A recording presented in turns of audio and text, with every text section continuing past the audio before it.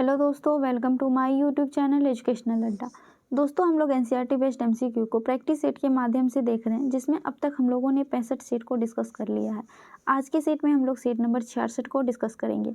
अगर आपने हमारी पहले की वीडियोज़ को नहीं देखा है तो उसे देख लीजिएगा। चैनल पर नए हैं, सब्सक्राइब कर बेल आइकन को प्रेस कीजिए ताकि हमारी आने वाली सारी महत्वपूर्ण वीडियोज़ आप तक सबसे पहले पहुँच सके। तो चलिए स्टार्ट करते हैं आज के सेशन को। आज के सेट का पहला प्रश्न है, नागोया प्रोटोकॉल कब से प्रभावी हुआ?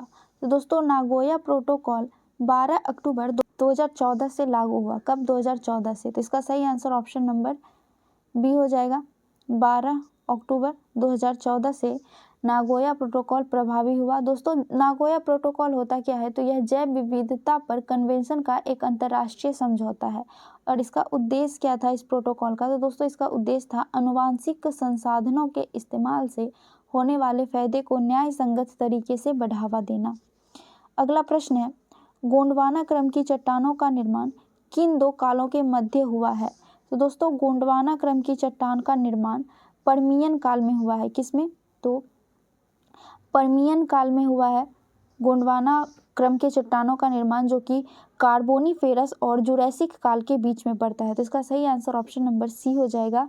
कार्बोनीफेरस और जुरैसिक काल के बीच में पर्मियन काल में गोंडवाना क्रम की चट्टान का निर्माण हुआ। दोस्तों, भारत में पाए जाने वाले कोयले का 98% कोयला का हिस्सा इसी गोंडवाना क्रम के चट्टान में मिलता है। तो इसका सही आंसर ऑप्शन नंबर सी है। अगला प्रश्न है,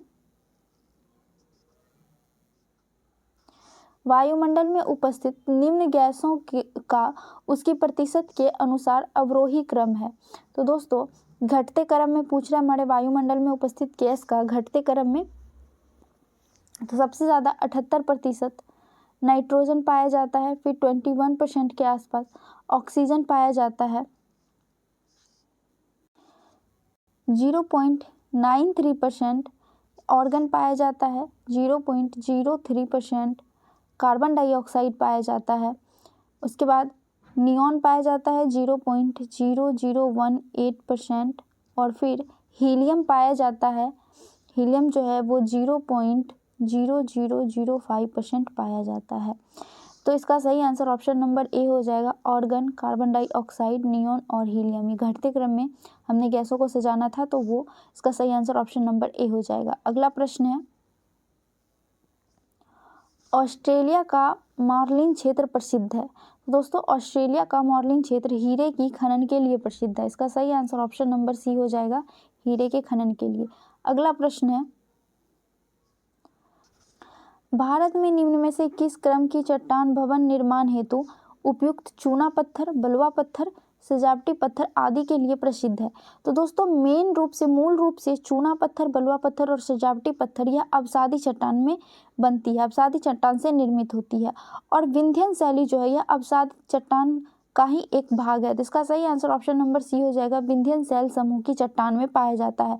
और दोस्तों, विंध्यन शैल समूह की जो चट्टान है वो भारत के पश्चिमी मध्य भाग में स्थित है। तो इसका सही आंसर ऑप्शन नंबर सी हो जाएगा। अगला प्रश्न है, पवनों की दिशा एवं वेग के संबंध में निम्नलिखित में से कौन सा कथन असत्य है?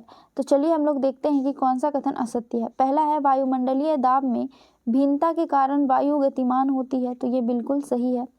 दूसरा है, धरातलीय विषमताओं के कारण घर्षण पैदा होता है जो पवनों की गति को प्रभावित करता है। तो ये भी बिल्कुल सही है। तीसरा है, कोरियोलिस बल पवनों की दिशा को प्रभावित नहीं करता है। ये गलत है दोस्तों। कोरियोलिस बल पवनों की दिशा को प्रभावित करता है। ये क्यों करता है? तो दोस्तों, यह बल उत्तरी और दक्षिणी गोलार्ध में हवा और धाराओं को विक्षेपित करती है। तो यह कोरियोलिस बल जो है पवनों की दिशा को प्रभावित करता है। चौथा है, प्रचलित पवनें व्यापारिक, पछुआ और ध्रुवीय पवनों के रूप में प्रवाहित होती है। तो ये भी बिल्कुल सही है। गलत इसमें से चुनना था, तो कौन सा गलत है? वो है ऑप्शन नंबर सी। तो इसका सही आंसर ऑप्शन नंबर सी हो जाएगा। अगला प्रश्न है, चित्रकूट जलप्रपात को भारत का न्यागरा जलप्रपात की संज्ञा दी जाती है। चित्रकूट जलप्रपात किस नदी पर स्थित है? तो दोस्तों, चित्रकूट जलप्रपात यह छत्तीसगढ़ के बस्तर जिले में स्थित है। कहाँ पे? छत्तीसगढ़ के बस्तर जिले में स्थित है और यह इंद्रावती नदी पर स्थित है। इसका सही आंसर ऑप्शन नंबर सी हो जाएगा। इस जलप्रपात को दोस्तों भारत का नियाग्रा जलप्रपात कहा जाता है। और क्यों कहा जाता है, तो इसका आकार की वजह से इसको नियाग्रा जलप्रपात कहा जाता है। इसका आकार कैसा है, तो इसका आकार घोड़े के नाल के समान है। तो इसका सही आंसर ऑप्शन नंबर सी हो जाएगा। अगला प्रश्न है, दक्षिण भारत की सर्वोच्च शिखर अनाईमुदी की ऊंचाई कितनी है। दोस्तों अनाईमुदी जो पहाड़ है यह दक्षिण भारत और पश्चिमी घाट का सबसे ऊंचा चोटी है, सबसे ऊंची चोटी है अनाईमुदी, और इसकी ऊंचाई 2696 मीटर है। कितना है, 2696 मीटर। अगर हम फुट में बात करें तो कभी कभी फुट में भी दिया रहता ऑप्शन। तो दोस्तों इसकी जो ऊंचाई है वो 8842 फुट है। कितनी, 8842 फुट इसकी ऊंचाई है फुट में, और मीटर में 2696, याद रखिएगा। अगला प्रश्न है, राष्ट्रीय खाद्य सुरक्षा अधिनियम किस वर्ष लागू हुआ। तो दोस्तों राष्ट्रीय खाद्य सुरक्षा अधिनियम, पहले आप जानिए ये पेश कब हुआ था। तो दोस्तों भारतीय खाद्य सुरक्षा अधिनियम यह 22 दिसंबर 2011 को पेश किया गया था, और यह लागू हुआ था जुलाई 2013 में। तो इसका सही आंसर ऑप्शन नंबर सी हो जाएगा, क्योंकि लागू पूछ रहा है तो ये 2013 में लागू हुआ था। और दोस्तों राष्ट्रीय खाद्य सुरक्षा अधिनियम का उद्देश्य क्या था, तो उसका उद्देश्य है सभी लोगों के पास खाने की आपूर्ति के साथ साथ पूरे वर्ष भर के लिए पर्याप्त भोजन की आवश्यकताओं को सुनिश्चित करना। इसका सही आंसर ऑप्शन नंबर सी हो जाएगा। अगला प्रश्न है, आर्थिक समीक्षा वित्त मंत्रालय के किस विभाग के द्वारा जारी किया जाता है। तो दोस्तों आर्थिक समीक्षा वित्त मंत्रालय के आर्थिक कार्य विभाग के द्वारा जारी किया जाता है। इसका सही आंसर ऑप्शन नंबर सी हो जाएगा, आर्थिक कार्य विभाग। दोस्तों यह हर साल बजट के एक दिन पहले प्रकाशित होता है। तो इसका सही आंसर ऑप्शन नंबर सी हो जाएगा। अगला प्रश्न है, समावेशी विकास सूचकांक निम्नलिखित में से किसके द्वारा जारी किया जाता है। तो दोस्तों समावेशी विकास सूचकांक यह विश्व आर्थिक मंच के द्वारा जारी किया जाने वाला एक वार्षिक आर्थिक सूचकांक है। तो इसका सही आंसर ऑप्शन नंबर सी हो जाएगा। अगर पूछे समावेशी विकास सूचकांक क्या है, तो याद रखिएगा एक वार्षिक आर्थिक सूचकांक है समावेशी सूचकांक। दोस्तों समावेशी विकास सूचकांक पेश क्यों किया जाता है, तो यह आर्थिक प्रगति के भविष्य को आकार देने के लिए पेश किया जाता है। अब बात करते हैं विश्व आर्थिक मंच की।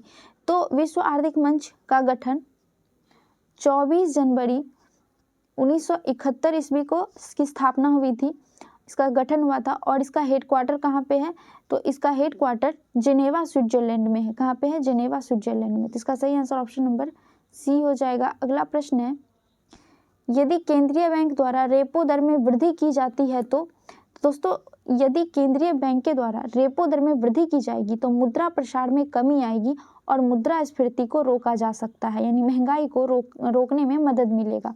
तो इसका सही आंसर ऑप्शन नंबर बी हो जाएगा, मुद्रा प्रसार में कमी आती है। अब ये रेपो दर होता क्या है, तो दोस्तों रेपो दर वह दर होता है जिस पर आरबीआई वाणिज्य बैंकों को उधार देती है। तो इसका सही आंसर ऑप्शन नंबर बी है। अगला प्रश्न है, ऊष्मागतिकीय रूप से कार्बन का सर्वाधिक अस्थायी रूप कौन सा है। तो दोस्तों ऊष्मागतिकीय रूप से कार्बन का सर्वाधिक अस्थायी रूप ग्रेफाइट होता है। इसका सही आंसर ऑप्शन नंबर बी हो जाएगा, ग्रेफाइट। ग्रेफाइट का आकार कैसा है, तो दोस्तों ग्रेफाइट का आकार हेक्सागोनल है, यानी षष्टकोणीय है। इसमें 6 कार्बन परमाणु खड़ी परतें के रूप में मौजूद होता है। तो इसका सही आंसर ऑप्शन नंबर बी हो जाएगा। अगला प्रश्न है, बोरेक्स के जलीय विलयन की प्रकृति कौन सी होती है। तो दोस्तों बोरेक्स के जलीय विलयन की प्रकृति क्षारीय होती है। इसका सही आंसर ऑप्शन नंबर बी हो जाएगा। बोरेक्स दोस्तों बना किससे होता है, तो बोरॉन, सोडियम और ऑक्सीजन के मिश्रण से बना होता है बोरेक्स। दोस्तों जब बोरेक्स को पानी में घोला जाता है तो यह ऑर्थोबोरिक एसिड और सोडियम हाइड्रोक्साइड बनाता है। तो इसका सही आंसर ऑप्शन नंबर बी हो जाएगा, इसकी प्रकृति क्षारीय होती है। अगला प्रश्न है, निम्नलिखित में से समूह 14 के तत्वों के लिए कौन सा कथन सत्य है। तो इसका सही आंसर हो जाएगा ऑप्शन नंबर सी, ये +2 N+4 ऑक्सीकरण प्रदर्शित करते हैं। इसमें 4 वैलेंस इलेक्ट्रॉन मौजूद होता है। दोस्तों इसमें मौजूद यानी समूह 14 में कौन कौन सा तत्व मौजूद है, तो कार्बन, सिलिकॉन, जर्मेनियम, टीन, सीसा, ये सभी समूह 14 के तत्व हैं। तो इसका सही आंसर ऑप्शन नंबर सी है। अगला प्रश्न है, वाष्पन की क्रिया निम्न में से किस पर निर्भर नहीं करता है। तो दोस्तों वाष्पन की क्रिया यह निर्भर किस पर करता है, पहले वो जानिए। तो दोस्तों वाष्पन की क्रिया क्वथनांक का कम होना, द्रव्य का तापमान, घनत्व, वायु दाब, द्रव्य के खुले पृष्ठ क्षेत्रफल पर निर्भर करता है, जबकि यह आयतन पर और द्रव्य के द्रव्यमान पर निर्भर नहीं करता। तो इसका सही आंसर ऑप्शन नंबर सी हो जाएगा। वाष्पन आयतन या फिर उसके द्रव्यमान पर निर्भर नहीं करता है। अगला प्रश्न है, जब प्रकाश की किरण किसी कोलाइड या निलंबन से गुजरता है तो टिंडल प्रभाव को प्रदर्शित करता है। इसमें प्रकाश की कौन सी परिघटना होती है। तो दोस्तों जब प्रकाश की किरणें किसी कोलाइड विलयन या महीन निलंबन से गुजरता है तो प्रकाश का प्रकीर्णन होता है और यह टिंडल प्रभाव कहलाता है। तो इसका सही आंसर ऑप्शन नंबर सी हो जाएगा, प्रकाश का प्रकीर्णन। अगला प्रश्न है, जब किसी वस्तु को पृथ्वी से चांद पर ले जाया जाए तो दोस्तों जब किसी भी वस्तु को पृथ्वी पर से चांद पर ले जाते हैं तो वहाँ पे उसका भार बदल जाता है लेकिन द्रव्यमान सेम रहता है। भार क्यों बदलता है, तो भार गुरुत्वाकर्षण पर निर्भर करता है और चांद पर पृथ्वी के तुलना में 1/6 गुरुत्वाकर्षण कम होता है। 1/6 भाग जो है वो कम होता है। तो जितना भार पृथ्वी पर है चांद पर उसका 1/6 भार हो जाएगा। तो इसका सही आंसर ऑप्शन नंबर बी हो जाएगा। भार बदल जाता है परंतु द्रव्यमान सेम रहता है, समान रहता है। अगला प्रश्न है, सौर ऊर्जा का रूपांतरण रासायनिक ऊर्जा में निम्न में से किस प्रक्रिया में होता है। तो इसका सही आंसर ऑप्शन नंबर डी हो जाएगा। प्रकाश संश्लेषण के दौरान सौर ऊर्जा का रूपांतरण रासायनिक ऊर्जा में होता है और दोस्तों यह प्रक्रिया क्लोरोप्लास्ट में संपन्न होता है। तो इसका सही आंसर ऑप्शन नंबर डी हो जाएगा। अगला प्रश्न है, निम्नलिखित में से कौन सी तरंग निर्वात में गमन नहीं करती है। तो दोस्तों निर्वात में कौन सा तरंग गमन नहीं करता है, तो वो हो जाएगा ध्वनि। दोस्तों ध्वनि जो है यह अनुदैर्ध्य तरंग पर कार्य करता है, जबकि प्रकाश जो है अनुदैर्ध्य और अनुप्रस्थ दोनों तरंग पर कार्य करता है। तो इसका सही आंसर ऑप्शन नंबर ए हो जाएगा। प्रकाश तरंग निर्वात में भी गमन कर सकता है, क्योंकि जब निर्वात में गमन करता है तो वह अनुप्रस्थ तरंग पर गमन करता है। तो इसका सही आंसर ऑप्शन नंबर ए हो जाएगा, ध्वनि तरंग जो कि निर्वात में गमन नहीं कर सकता। अगला प्रश्न है, निकट दृष्टि दोष जिसे मायोपिया भी कहते हैं, इस दृष्टि दोष को दूर करने के लिए अवतल लेंस का प्रयोग किया जाता है, उसकी क्षमता होती है। तो दोस्तों निकट दृष्टि दोष के लिए अवतल दर्पण का प्रयोग किया जाता है जिसकी क्षमता ऋणात्मक होती है।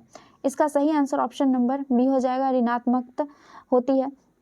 दोस्तों निकट दृष्टि दोष में क्या होता है, तो आपको नज़दीक की वस्तु दिखाई देती है और दूर की वस्तु दिखाई नहीं देती है। क्यों ऐसा होता है, तो क्योंकि हमारी आंख पे जो प्रतिबिंब बनता है वो रेटिना पे बनता है, लेकिन जब निकट दृष्टि दोष होता है तो वो रेटिना के पहले ही बन जाता है और अवतल लेंस के द्वारा उससे मतलब आंखों पे पड़ने वाली प्रकाश की किरण को थोड़ा दूर धकेलकर उसे रेटिना तक पहुंचाया जाता है और प्रतिबिंब रेटिना पर बनता है, इसलिए इसका जो क्षमता होता है वो ऋणात्मक होता है। तो इसका सही आंसर ऑप्शन नंबर बी हो जाएगा, ऋणात्मक। अगला प्रश्न है,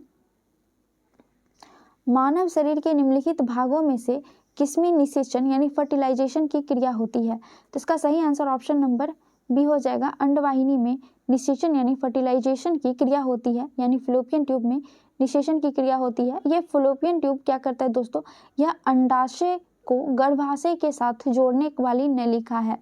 दोस्तों ये निषेचन किस प्रकार की प्रक्रिया है, तो निषेचन जो है वो शुक्राणु के साथ अंड का संलयन होना और फिर भ्रूण का निर्माण करता है। इसका सही आंसर ऑप्शन नंबर बी हो जाएगा। अगला प्रश्न है, कांच के एक ग्लास में पानी के अंदर रखा हुआ एक नींबू अपने वास्तविक आकार से बड़ा दिखाई देता है, ऐसा किस कारण से होता है। तो इसका सही आंसर ऑप्शन नंबर ए हो जाएगा, प्रकाश के अपवर्तन के कारण। आप देखे होंगे दोस्तों कि जब आप भरी हुई बाल्टी में या फिर कांच की गिलास में जब आप किसी सिक्के को रखेंगे या फिर अगर लकड़ी डालेंगे तो लकड़ी टेढ़ी हुई प्रतीत होती है, सिक्का थोड़ा ऊपर उठा हुआ प्रतीत होता है। तो ये सारी चीज़ें जो है वो प्रकाश के अपवर्तन के कारण ही होता है। और ये क्यों होता है, तो ये जो प्रकाश है, प्रकाश का अपवर्तन है वो विरल माध्यम से सघन माध्यम में जाता है, जिसकी वजह से ये ऐसा प्रतीत होता है। तो इसका सही आंसर ऑप्शन नंबर ए हो जाएगा। अगला प्रश्न है, निम्न में से कौन सी जीव एक कोशिकीय नहीं है? इसमें से कौन सा जीव है जो एक कोशिकीय नहीं है? तो वो हो जाएगा कवक। दोस्तों कवक में खमीर को छोड़कर अगर बात करें तो कवक जो है वो बहुकोशिकीय होता है, जबकि अमीबा, जीवाणु और क्लेमाइडोमोनास जो है ये सभी एक कोशिकीय जीव है। अगला प्रश्न है, भोजन का सर्वाधिक अवशोषण कहाँ होता है? तो दोस्तों भोजन का सर्वाधिक अवशोषण छोटी आंत में होता है और छोटी आंत का ही एक हिस्सा है इलियम।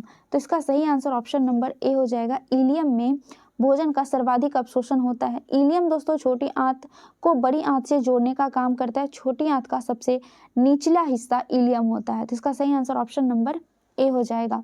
अगला प्रश्न है,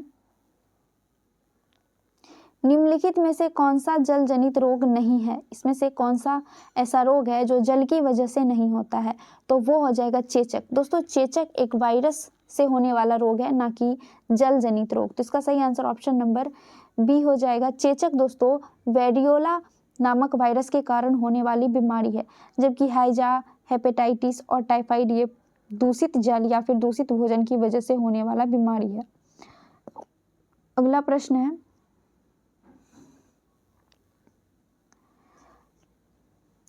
लगातार कितने वर्षों तक भारत से बाहर रहने पर भारत सरकार किसी व्यक्ति को भारतीय नागरिकता से वंचित कर सकती है?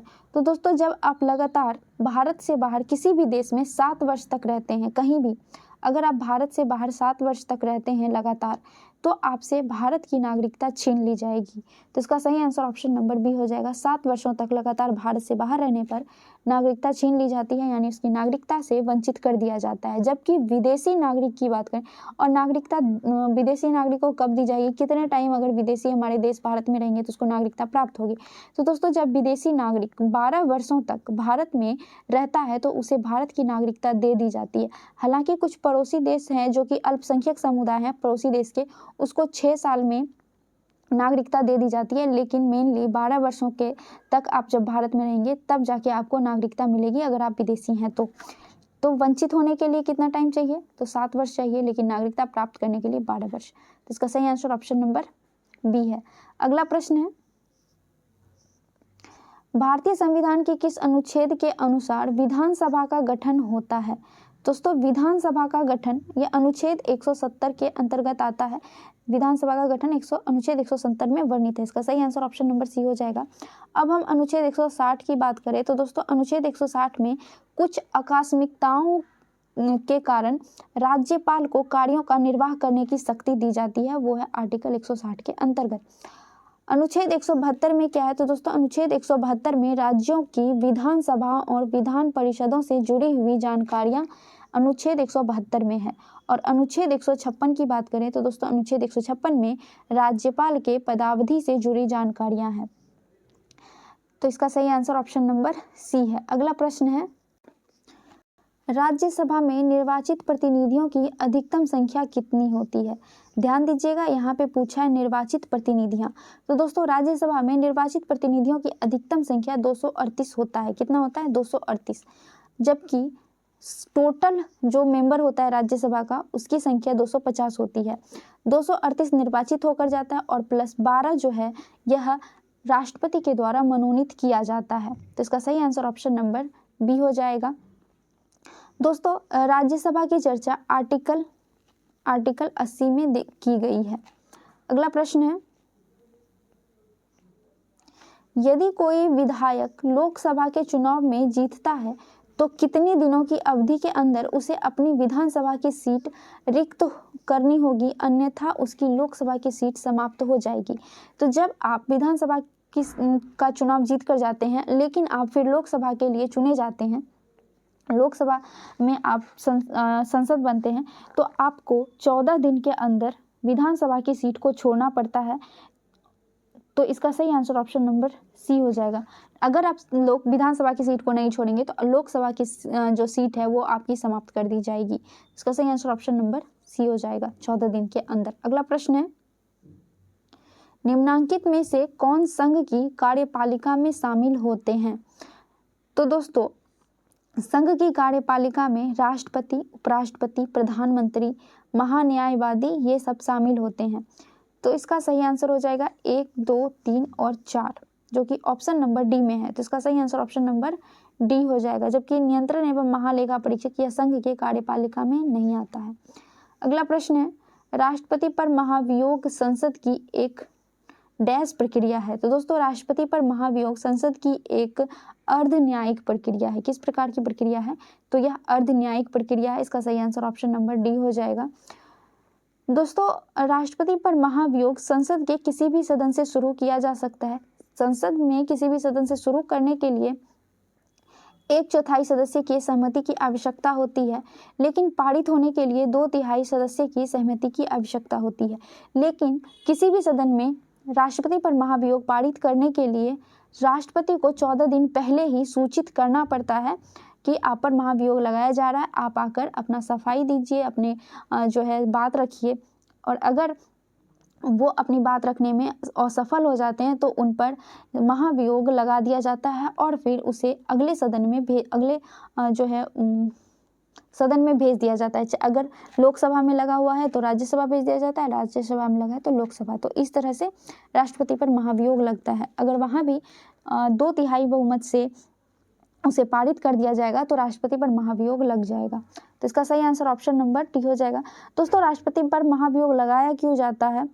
तो राष्ट्रपति पर महाभियोग राष्ट्रीय संविधान का उल्लंघन करने के लिए ही लगाया जा सकता है और किसी चीज़ के लिए नहीं लगाया जाता। तो इसका सही आंसर ऑप्शन नंबर डी हो जाएगा। अगला प्रश्न है, निम्न में से वह कौन है जो संसद के किसी भी सदन का सदस्य नहीं होते हैं, ना ही संसद में बैठता है, लेकिन फिर भी संसद का अभिन्न अंग है? तो संसद का कौन कौन अंग है? दोस्तों संसद का अंग है लोकसभा, राज्यसभा और राष्ट्रपति। तो राष्ट्रपति जो है वह किसी भी सदन का सदस्य नहीं होते हैं, ना ही संसद में बैठते हैं, लेकिन फिर भी संसद का अभिन्न अंग है। तो इसका सही आंसर ऑप्शन नंबर सी हो जाएगा, राष्ट्रपति। दोस्तों राष्ट्रपति की चर्चा यानी भारत का एक राष्ट्रपति होगा, यह बात आर्टिकल 52 में लिखा गया है कि भारत का एक राष्ट्रपति होगा। जबकि संसद की चर्चा दोस्तों यह आर्टिकल 79 में है, लोकसभा की चर्चा आर्टिकल 81 में और राज्यसभा की चर्चा आर्टिकल 80 में की गई है। अगला प्रश्न है, भारतीय संविधान में संसद के दोनों सदनों की संयुक्त बैठक का प्रावधान किस देश के संविधान से प्रेरित है? तो दोस्तों संसद के संयुक्त बैठक की चर्चा आर्टिकल 108 में की गई है। हमारे संविधान के आर्टिकल 108 में संसद की संयुक्त बैठक की चर्चा की गई है। और यह कहाँ से लिया गया है? तो दोस्तों यह ऑस्ट्रेलिया के संविधान से लिया गया है संयुक्त बैठक। तो इसका सही आंसर ऑप्शन नंबर सी हो जाएगा। दोस्तों संसद के संयुक्त बैठक करने के लिए इसके कोरम में कितना सदस्य होना जरूरी है? तो 1/10 सदस्य जो है 1/10 सदस्य होना जरूरी है, यानी टोटल जो संसद का टोटल मेंबर जितना है उसका 10% संयुक्त बैठक में भाग लेने चाहिए। तो इसका सही आंसर ऑप्शन नंबर सी हो जाएगा। अगला प्रश्न है, भारत सरकार अधिनियम 1935 के संबंध में कौन सा कथन सही है? तो चलिए हम लोग देखते हैं। पहला है, केंद्र में अखिल भारतीय संघ का उपबंध था। तो बिल्कुल दोस्तों ये सही है। भारत सरकार अधिनियम 1935 के तहत केंद्र में अखिल भारतीय संघ का उपबंध किया गया था। दूसरा है, प्रांतीय स्वशासन का उपबंध भी था। तो ये भी सही है, प्रांतीय स्वशासन का उपबंध था, जबकि भारत की स्वतंत्रता का उपबंध नहीं था। दोस्तों भारत की स्वतंत्रता का उपबंध किसमें है? तो भारतीय स्वतंत्रता अधिनियम 1947 में भारत की स्वतंत्रता का उपबंध किया गया था। तो इसका सही आंसर ऑप्शन नंबर ए 1 और 2 है। ऑप्शन नंबर सी में 1 और 2 सही हो जाएगा, तीसरा कथन जो है वो गलत है। अगला प्रश्न है, भारतीय व्यापार में ईस्ट इंडिया कंपनी का एकाधिकार समाप्त हो गया। तो दोस्तों भारतीय व्यापार में ईस्ट इंडिया कंपनी का एकाधिकार भारत शासन अधिनियम 1813 के चार्टर एक्ट में ही हो गया था। इसका सही आंसर ऑप्शन नंबर डी हो जाएगा, 1813 के चार्टर एक्ट में। लेकिन 1813 के चार्टर एक्ट में चाय और चीनी के साथ व्यापार पर एकाधिकार बना रहा और चाय और चीनी पर भी एकाधिकार पूरी तरह से 1833 के चार्टर एक्ट में समाप्त हो गया। इसका सही आंसर ऑप्शन नंबर बी है। अगला प्रश्न है, किसने भारत में विभाजन के विकल्प में माउंटबेटन को सुझाव दिया था कि जिन्ना को सरकार बनाने के लिए आमंत्रित करे? इसका सही आंसर हो जाएगा option number B. Mahatma Gandhi के द्वारा माउंटबेटन को सुझाव दिया गया था कि सरकार बनाने के लिए जिन्ना को आमंत्रित कीजिए। ये क्यों कहा गया था? तो दोस्तों भारत का विभाजन हो रहा था, तो उस विभाजन को रोकने के लिए भारत के का दो देशों में यानी भारत और पाकिस्तान में विभाजन ना हो, उससे बचने के लिए महात्मा गांधी ने माउंटबेटन को ये सुझाव दिया था। तो इसका सही आंसर ऑप्शन नंबर बी है। अगला प्रश्न है, बटलर कमेटी 1927 का उद्देश्य था। तो दोस्तों बटलर कमेटी 1927 का उद्देश्य था भारत सरकार एवं देशी राज्यों के मध्य संबंधों को सुधारना और उसे बेहतर बनाना। तो इसका सही आंसर ऑप्शन नंबर डी हो जाएगा, भारत सरकार एवं देशी राज्यों के मध्य संबंधों को सुधारना। बटलर कमेटी का गठन 1927 में हुआ था दोस्तों, और इसके अध्यक्ष थे सर हरकोट बटलर। दोस्तों इसे किस वायसराय के समय में गठित किया गया था? तो उस समय वायसराय थे लॉर्ड इरविन। और दोस्तों बटलर समिति को अन्य नाम से किस नाम से जाना जाता है? तो दोस्तों इस समिति को भारतीय राज्यों की समिति के नाम से भी जाना जाता है। इसका सही आंसर ऑप्शन नंबर डी है। अगला प्रश्न है, 1923 में गठित स्वराज पार्टी के प्रथम महासचिव थे। तो दोस्तों हम पहले स्वराज पार्टी के बारे में कुछ जान लेते हैं। स्वराज पार्टी का गठन मोतीलाल नेहरू और चितरंजन दास के द्वारा 1 जनवरी 1923 ईस्वी को इलाहाबाद में किया गया था, जिसमें से महासचिव मोतीलाल नेहरू और अध्यक्ष चितरंजन दास जी बने थे। तो इसका सही आंसर ऑप्शन नंबर ए हो जाएगा। मोतीलाल नेहरू स्वराज पार्टी के प्रथम महासचिव थे और अध्यक्ष कौन थे? तो वो थे CR दास यानी चितरंजन दास। अगला प्रश्न है, त्रिपुरी संकट के बाद कांग्रेस का अध्यक्ष किसे चुना गया था? तो दोस्तों पहले आप त्रिपुरी संकट के बारे में जानिए कि त्रिपुरी संकट है क्या। तो 1939 ईस्वी में त्रिपुरी अधिवेशन में उत्पन्न हुआ था ये त्रिपुरी संकट, जिसमें से गांधी जी और सुभाष चंद्र बोस के बीच वैचारिक मतभेद के कारण ये उत्पन्न हुआ था। गांधी जी ने अपने उम्मीदवार के रूप में पट्टाभी सीतारमैया को खड़ा किए थे और विपक्ष के रूप में सुभाष चंद्र बोस थे, जिसमें कांग्रेस के अधिवेशन के लिए अध्यक्ष चुनना था और इसमें सुभाष चंद्र बोस अध्यक्ष के रूप में चुने गए और पट्टाभी सीतारमैया की हार हुई थी, जिसकी वजह से गांधी जी नाराज हो गए और सुभाष चंद्र बोस ने इस्तीफा दे दिया। तो उसके बाद जो कांग्रेस के अध्यक्ष चुने गए थे वो चुने गए थे राजेंद्र प्रसाद। तो इसका सही आंसर ऑप्शन नंबर सी हो जाएगा, राजेंद्र प्रसाद चुने गए थे त्रिपुरी संकट के बाद कांग्रेस के अध्यक्ष। अगला प्रश्न है, बंगाल विभाजन के समय वायसराय कौन था? तो दोस्तों बंगाल विभाजन के समय वायसराय लॉर्ड कर्जन था। इसका सही आंसर ऑप्शन नंबर सी हो जाएगा, लॉर्ड कर्जन। दोस्तों बंगाल विभाजन की घोषणा 20 जुलाई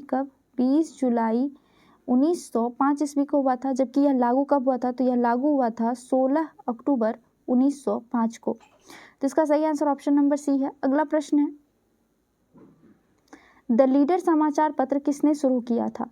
तो दोस्तों द लीडर समाचार पत्र मदन मोहन मालवीय के द्वारा 1909 ईस्वी में इलाहाबाद से प्रकाशित किया गया था। इसका सही आंसर ऑप्शन नंबर सी हो जाएगा, मदन मोहन मालवीय। दोस्तों द लीडर समाचार पत्र एक अंग्रेजी अखबार था जिसकी शुरुआत मदन मोहन मालवीय के द्वारा की गई थी। अगला प्रश्न है, संथाल विद्रोह में विद्रोहियों ने किस अंग्रेज कमांडर को हराया था? तो दोस्तों पहले आप जानिए संथाल विद्रोह हुआ कब था। तो यह 1857 की क्रांति के ठीक पहले 1856 ईस्वी में हुआ विद्रोह था, जिसके नेतृत्व करता थे सिद्धू और कान्हो। दोस्तों संथाल विद्रोह में इसने मेजर बोरो को हराया था। किसे? मेजर बोरो को हराया था। इसका सही आंसर ऑप्शन नंबर ए हो जाएगा। दोस्तों संथाल विद्रोह में सिद्धू कान्हो का मदद किए थे उसके 2 भाई चांद भैरव और उसकी बहन झानो और फूलो ने। तो इसका सही आंसर ऑप्शन नंबर ए हो जाएगा। दोस्तों संथाल विद्रोह को अन्य किस नाम से जानते हैं? तो इसे हूल आंदोलन के नाम से भी जानते हैं। तो अगर हूल आंदोलन दे दे तब भी आपको याद रखना है कि वो संथाल विद्रोह ही है। और संथाल विद्रोह किस गवर्नर जनरल के कार्यकाल में हुआ था? तो यह लॉर्ड कैनिंग के समय में हुआ था। अगला प्रश्न है, हड़प्पा सभ्यता से किस धातु की प्राप्ति नहीं हुई है? तो दोस्तों हड़प्पा सभ्यता, इसमें लोहे की प्राप्ति नहीं हुई थी। लोहे की जानकारी हड़प्पा वासियों को नहीं था, जबकि तांबा, चांदी, सोना, कांसा इन सब की जानकारी हड़प्पा सभ्यता में थी। तो इसका सही आंसर ऑप्शन नंबर ए हो जाएगा, लोहा। अगला प्रश्न है, राग गोविंद की रचना किसने की थी? तो दोस्तों राग गोविंद की रचना मीराबाई के द्वारा किया गया था। इसका सही आंसर ऑप्शन नंबर बी हो जाएगा, मीराबाई। जबकि गीत गोविंद की बात करें तो दोस्तों गीत गोविंद जयदेव की रचना है।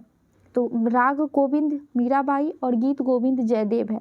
सूरदास की रचना की बात करें तो दोस्तों सूरदास की रचना सुरसागर है, साहित्य लहरी, सुरसारवली है। और शंकर देव की बात करें तो दोस्तों शंकर देव का जो रचना है वो है विप्रपत्नी प्रसाद, परिजात हरण और राम विजय, ये सब शंकर देव की रचना है। अगला प्रश्न है किस मुगल बादशाह ने शाहरुख नामक सिक्का चलाया था? तो दोस्तों शाहरुख नामक सिक्का यह बाबर के द्वारा चलाया गया था। बाबर जो कि मुगल वंश के संस्थापक थे, इसने जब काबुल पर जीत हासिल की थी तब उसी खुशी में शाहरुख नामक सिक्के को चलाया था। तो इसका सही आंसर ऑप्शन नंबर ए हो जाएगा, बाबर के द्वारा चलाया गया था। अगला प्रश्न है विभिन्न युद्धों को कालक्रम के अनुसार व्यवस्थित करें। तो चलिए हम लोग देखते हैं सामूगढ़ का युद्ध। दोस्तों सामूगढ़ का युद्ध कब हुआ था? तो यह 1658 ईस्वी में हुआ था। और किसके किसके बीच हुआ था? तो दोस्तों सामूगढ़ की लड़ाई, जिसे हम लोग उत्तराधिकार का युद्ध भी कहते हैं, यह दारा सिकोह और औरंगजेब के बीच हुआ था, जिसमें औरंगजेब की जीत हुई थी। तो ये कब हुआ था? 1658 ईस्वी में हुआ था। खानवा का युद्ध किसके किसके बीच हुआ था? तो दोस्तों खानवा का युद्ध, यह युद्ध 1527 ईस्वी में हुआ था और यह बाबर और राणा संगा के बीच हुआ था। चौसा का युद्ध दोस्तों, ये चौसा का युद्ध 1539 ईस्वी में हुआ था, जून 1539 ईस्वी में। और यह हुमायूं और शेर शाह सूरी के बीच हुआ था, जिसमें शेर शाह सूरी की जीत हुई थी और हुमायूं की हार हुई थी। घाघरा का युद्ध कब हुआ था? तो दोस्तों घाघरा का युद्ध मई 1529 ईस्वी में हुआ था और यह बाबर और महमूद लोदी के बीच हुआ था। घाघरा का युद्ध किसके किसके बीच हुआ था? तो बाबर और महमूद लोदी के बीच हुआ था, जिसमें बाबर की जीत हुई थी। तो चलिए सुमेलित सही रूप में व्यवस्थित करते हैं इसको।